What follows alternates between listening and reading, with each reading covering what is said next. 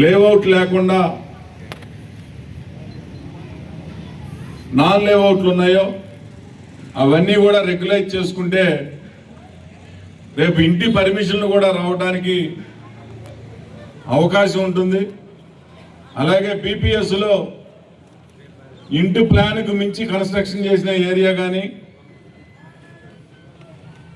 అనుమతి లేకుండా నిర్మించిన అదనపు అంతస్తులు కానీ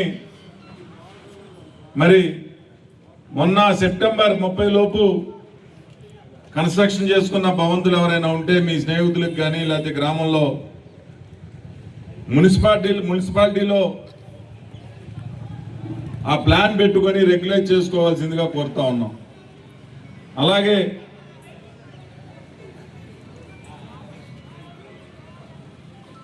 ఎల్ఆర్ఎస్ కూడా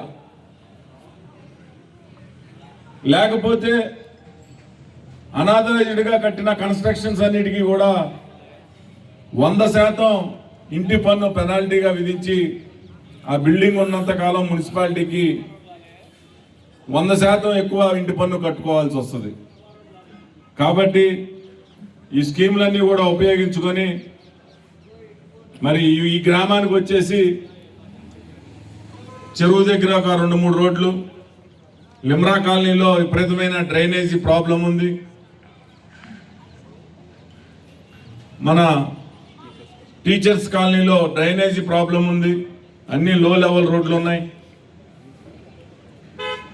ఈ 5-6 పనులు కనుక పూర్తి చేస్తే దాదాపుగా ఈ గ్రామంలో 80-90% అభివృద్ధి కార్యక్రమాలన్నీ కూడా పూర్తి చేసిన వాళ్ళం అవుతాం.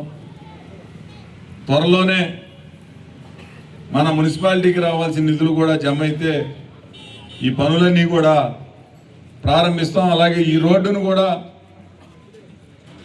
ఇంకా చెరువు దాకా కూడా రోడ్డు వైడింగ్ చేసి తీసుకెళ్ళగలిగితే గ్రామ అభివృద్ధికి ఒక అభివృద్ధి అనేది మనకి కనిపించాలి అని అంటే రోడ్లు విస్తరణ, రోడ్లు పెద్దవిగా ఉండాలి.